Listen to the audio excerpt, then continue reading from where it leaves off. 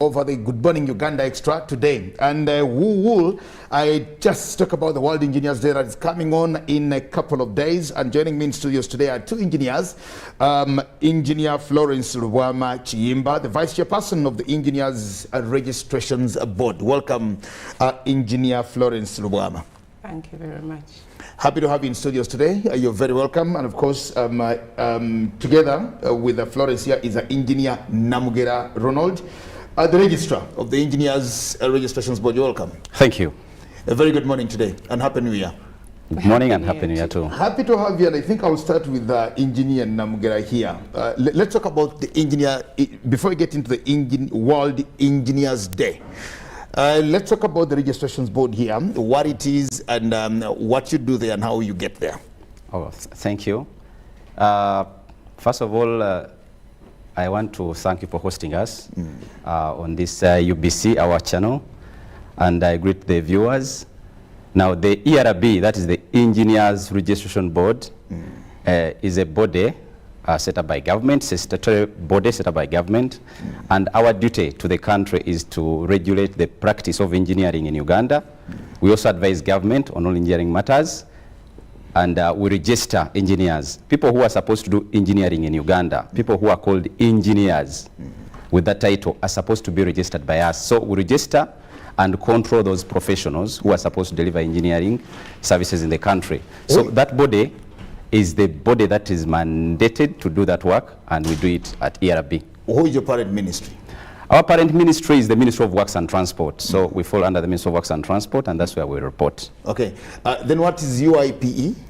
Now, UIPE is the Uganda Institution of Professional Engineers. So this is a body, it's a body for all engineering professionals to belong.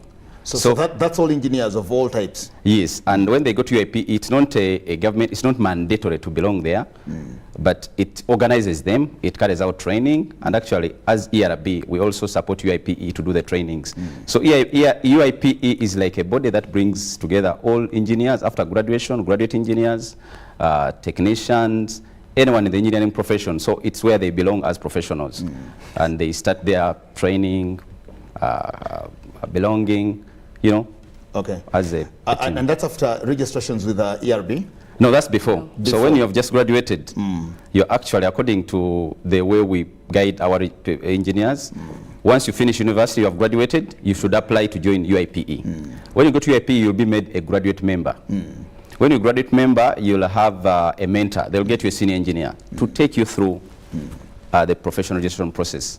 So everyone who graduates, you join UIPE. So after 4 years in UIPE, that is when you will have gone through the apprenticeship and engineering training, and that's when you apply to register with us at ERB. So ERB, we get a finished product. When you get to ERB, you are a finished product. It's the tail end of it. It's the tail end of it. Okay, Engineer Florence Chiyimba, let's get to this conversation now. I want to put meaning and understanding to this. The ERB and the, of course now, getting it from Engineer Namugera, UIPE, is it of Engineer Chamber now? Or is it the president there? Engineer Chamber. Yes. Is it like the Law Development Council for lawyers or so? Exactly. Exactly. It's the association. It's not bound by government like ERB. It's an association. Everyone belongs. Even students at university can belong. They will enter as student members, but their student membership expires a year after graduation. Then they become graduate members and proceed on the same scale as Engineer Namugera has expressed. So can UIPE stop me from practicing after going through university? Can they refuse me to practice? Can I practice without being a member with them also? It's ERB that will stop you. It's ERB. Because ERB is mandated by law. UIPE is an association, a club. So it will not curb your practice, but ERB will. Because for so what's the mandate of ERB? The first one is to regulate the professional practice of all engineers, technicians and technologists, also to advise government. But in the regulation of our practice, they have the instruments to take disciplinary measures also against the engineers when we fall off track, or if we defy the oath that we take as engineers. Then they have the arm or the whip with which to put us back in line. Well, I still have a confusion in my head. Now, there are quite a number of these assertions, and I want to know, because, you know, engineers have one problem that is common, I think, with the pastors. Every street preacher is a pastor. Everybody, I think, who stands on the pulpit, or west of Julizi, could be a pastor, and you know, etc., etc. So even you, the engineers, to us, anybody who does anything, for as long as they can put on that overall, hold the pliers, and maybe have that equipment, that gadget, they qualify to be engineers. We call them engineers, whether they are building for us, or wiring for us, or repairing for us, or whatever that is. And I want to put meaning to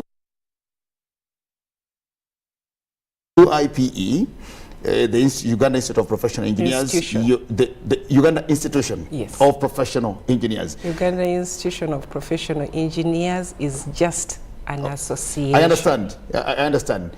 You've got what they call UNABSEC. You also have what they call UASE,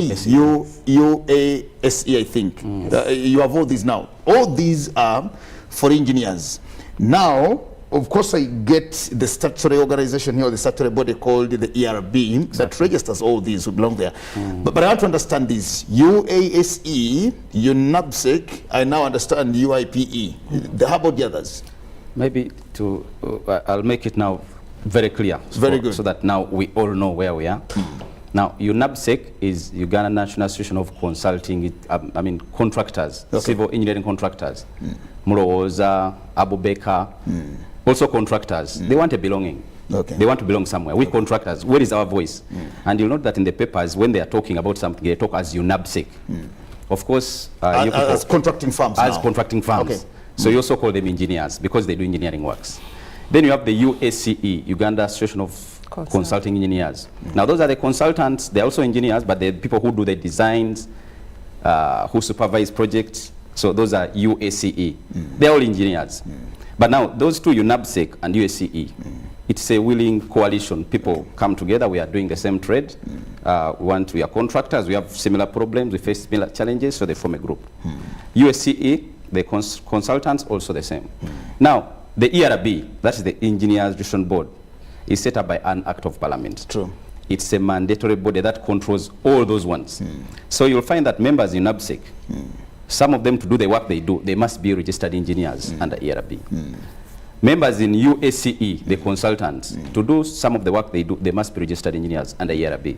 Because ERB is the one which is regulating the profession.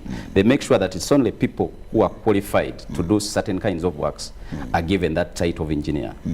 Like Florence, the vice, was saying, the title of engineer is protected. It's this actually law. You can't come and say you are now engineer Jagenda. I will write to you. And I'll take even when I'm a son of an engineer. Yes, it is for Mosaic. And I can't take it from him. I also know these people here who are covering us. Here, I think they call them engineers. Engineers of the machines. But that title is not theirs. For them to get that title, they must come through ERB. And through ERB, we take them through sieves. We want to make sure when we say someone is engineer and is on the market, you people will feel that's an engineer. The work they are doing is engineering led. I think the challenge you get, especially people in the population, anyone who says I'm engineer, they think is engineer. He built someone's house, is an engineer. And the good thing with us, we have our website, www.erb.go.ug. On this website, we put there all people who are called engineers. Every year, we have we put in the Uganda Gazette, Uganda Gazette. We put there a list of people who are engineers. And in this poll, I shall tell you, Namugera Ronald studied this, and his specialty is civil engineer. We put there everyone. Our list has about 1,500.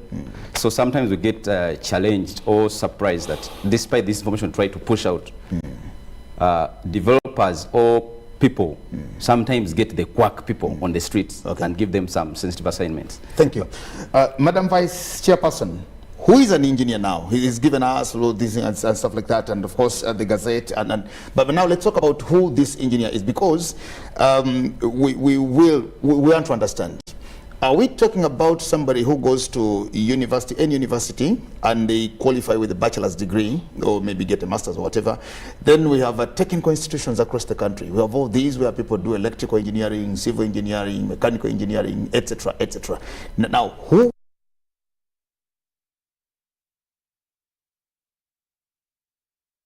in the law? The engineer who is protected in the law did a bachelor's in engineering, a Bachelor of Science in Engineering, or a Bachelor of Engineering. Your first degree is engineering. Those that go to the technical institutions will either come out as technicians or technologists. But they are equally recognized, and they also belong to UIPE. Yes. But the foundation is a first degree in engineering. That's what qualifies you to become an engineer. Yes. If I go to Wallasey Technical Institute, if I go to any technical institute, to Sitema, now Sitema is a university, but all those others, Elgon Technical, then do plumbing, come out with my diploma in plumbing, I'll be called an engineer, and I think I'll be proud to call myself an engineer, a plumbing engineer. So the law forbids me to do that. Yes, you will be an engineering professional. The engineering professional takes on board the engineer, the technician, the technologist. The profession. The profession. So you will be an engineering professional, but you're not an engineer. Yes. Just like you have doctors and nurses, they are all medical professionals. Okay. Yes. But they have their categories. And we have a pyramid of how these different disciplines feed into each other. The number of technicians that are supposed to be under an engineer, but of course of late the pyramid is inverted because many of the technical institutions have been converted into universities, and we will have a challenge in there. But yeah. Why would we have a challenge? Does it work progressively? Why would it have a challenge? Because if I graduated from Sitema before it became a university, what happens? If you graduated from Busitema before it became a university, it's good. We still have the technicians. But we would love to have Busitema or institutions still turning out technicians, because the engineers have a part to play, the technicians have a supporting role to play. You don't want any category to die out. And there is a ratio in which we must match the number of technicians or technologists that support an engineer. So if we have less technicians coming out, yet one engineer has more technicians, the pyramid gets inverted. Then you will have many universities turning out engineers and less institutions turning out technicians, which shouldn't be. So that is where we will get into challenges. So the technicians still have a place, the technologists still have a place, because we all need each other to move the profession. Why do we now have to celebrate this day called the World Engineering Day, or the World Engineers Day? The World Engineering Day was gazetted by UNESCO in 2019. We were supposed to celebrate the first one in 2020, but the pandemic, we couldn't, so it was gazetted in 2019, and it's 4th March. You remember the first lockdown came in March, and as such we didn't celebrate in 2020, but we were here last year talking about the same. So this year, on Friday, we will mark yet a second one for Uganda. And each year has a theme. So this year's theme is Build Back Wiser, Engineering the Future. Why did we have to gazette it as the World Engineers Day? What precipitated for that? It's a day where we celebrate the contribution of engineering to development. We play a role in development, and like other professionals, many had a day where we set aside to celebrate the achievements, But we also celebrate the challenges, because it's within the challenges that we get new ideas and new things of moving the world forward. So it's a day where we celebrate the contribution of engineering to development at the national level and also at the international level. How is engineering in this country of Uganda, generally? The scope of engineering and everything about engineering in our country? Initially, we had the so-called popular disciplines only being known across, which is civil, mechanical, electrical. Of late, other disciplines are emerging, and the board is recognizing those disciplines as well. Which are these? We have environmental engineers, we have biomedical engineers, we have those in oil and gas, we have those in ICT, and they are all coming up as a branch in engineering. So contrary to what we've known always as civil, mechanical, electrical, there are those that are emerging. I'm an agricultural engineer myself. Okay. I'm not in any of those. But at the board, the good thing at the board, we are recognizing all these disciplines, and you register in the first degree you graduated in. So if you emerged as an agricultural engineer, you register as such. However, you could practice elsewhere. So we have people who did mechanical, for instance, as their first degree, but are practicing in biomedical. Yes. So they will register you in the discipline you graduated in. So it's becoming diverse day by day, and the board is recognizing this as we move forward. Help us understand what an agricultural engineer does, because from your submission, we know the traditional, original, civil, the engineering profession, civil, mechanical, it's easy to understand. But when it comes to agriculture, for example, what does an agricultural engineer do? Agricultural engineering has disciplines, but largely an agricultural engineer brings together the engineering aspects into agriculture. So we do a bit of the biological aspects in agriculture. In engineering, we do physical sciences. But in agricultural engineering, now you begin to look at how will a crop behave if it doesn't have water. So as we provide water for irrigation, we must understand how this crop behaves when it receives too much or too little. And at what point do we apply this water? So in agricultural engineering, we will have those who have majored in water for agricultural production that look at how agriculture behaves with a crop. Major in agricultural processing, looking at value addition. How do you get your crop from the garden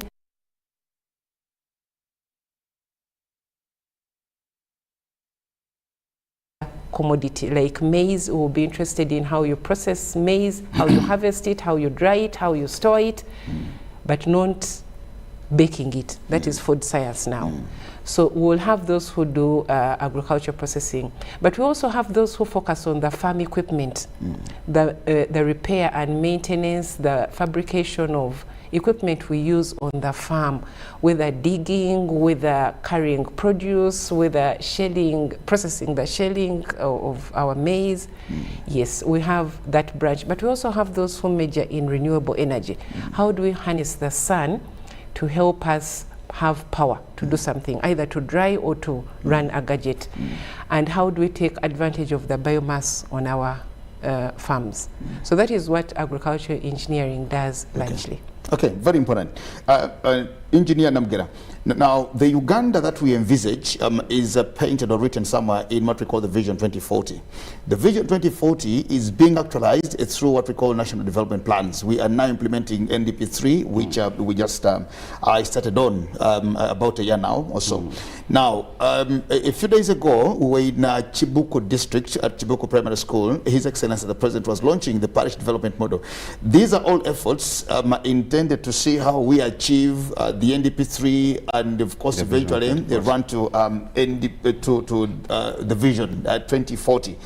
I am looking at this discipline of engineers, and I want to see and know where you are as engineers to help us get the reality of that picture called the Vision 2040. Yeah, thank you. And I think that's why we actually celebrate this day. We know that engineering is always a driver to national development. Explain that to us. Everything we do in Uganda, and if you look at all the developed countries, the amount of engineering they do in those countries will be directly proportional to their development. In other words, the more engineering